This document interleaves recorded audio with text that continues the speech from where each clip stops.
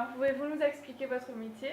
Alors, je suis secrétaire générale de la Chambre d'agriculture depuis 6 ans et le métier consiste à assurer le développement de l'agriculture à Maurice, dans la canne et aussi dans le secteur hors canne.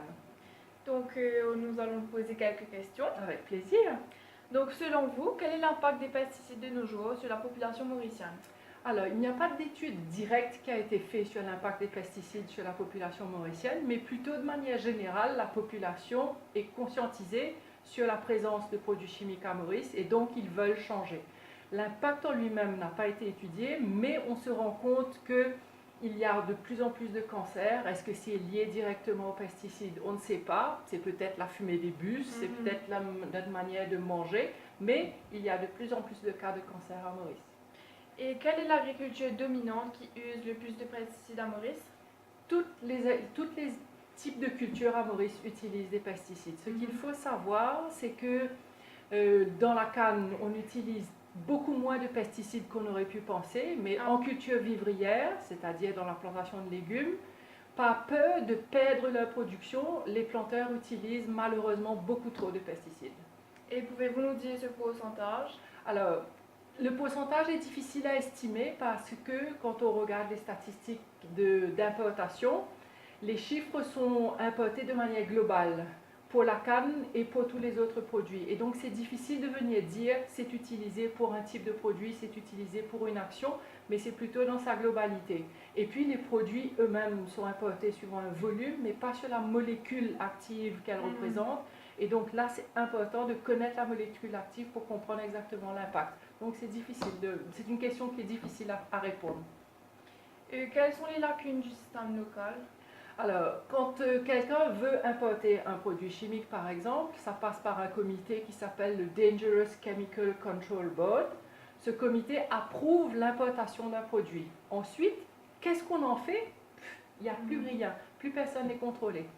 N'importe qui peut devenir agriculteur aujourd'hui. Toi-même, demain tu décides de devenir planteur, tu prends ta tête, tu décides de planter, tu mets la quantité de produits que tu veux, chimiques, non chimiques, fertilisants, pas fertilisants, et tu vends à qui tu veux.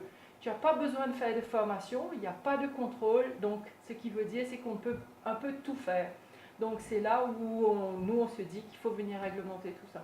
Pensez-vous que les agriculteurs sont-ils informés du danger de cette utilisation? Ils sont conscients à plusieurs niveaux. On a fait une étude en 2015 où on a questionné environ 300 agriculteurs.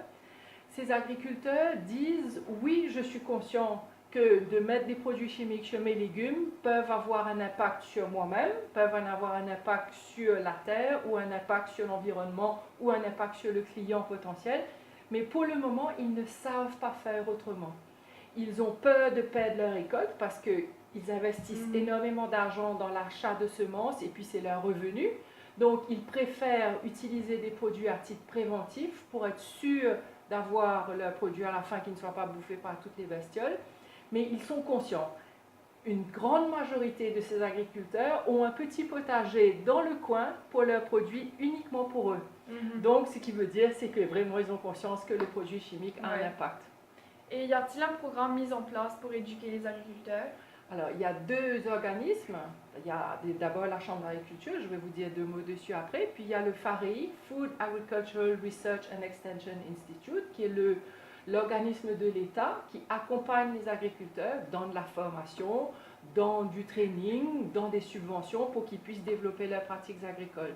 Sauf qu'il faut savoir qu'il y a environ 8000 agriculteurs en Maurice. De ces 8000 agriculteurs, personne n'a d'enregistrement obligatoire, mais ils sont beaucoup très âgés, ils ont déjà plus de 50 ans, ils ont toujours fait d'une certaine manière.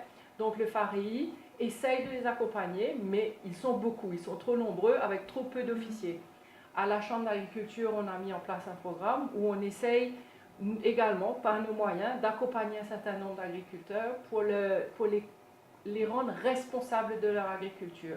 Ce n'est plus du tout comme le gouvernement fait, qui est un top-down approach. Pour nous, c'est de les faire comprendre comment ça marche, de les éduquer et de les apprendre à comment il faut faire pour qu'ils puissent eux-mêmes prendre des décisions à l'avenir. Est-ce que l'État encourage le passage vers une agriculture raisonnée ou même bio? Définitivement. L'État a mis en place depuis plus de 4 ans maintenant plusieurs programmes, plusieurs enveloppes de subventions pour les planteurs, pour les aider dans cet accompagnement. Sauf que c'est toujours dédié à des petits planteurs.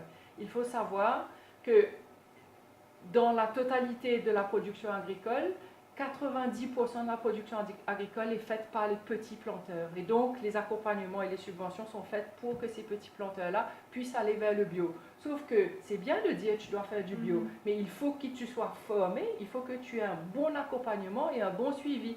Parce qu'on ne peut pas partir d'une production tout chimique à une production zéro chimie sans avoir un accompagnement nécessaire. Et c'est ce qui manque actuellement, je trouve, moi, au niveau de l'État, c'est cet accompagnement des agriculteurs. Merci. Ben, je t'en prie.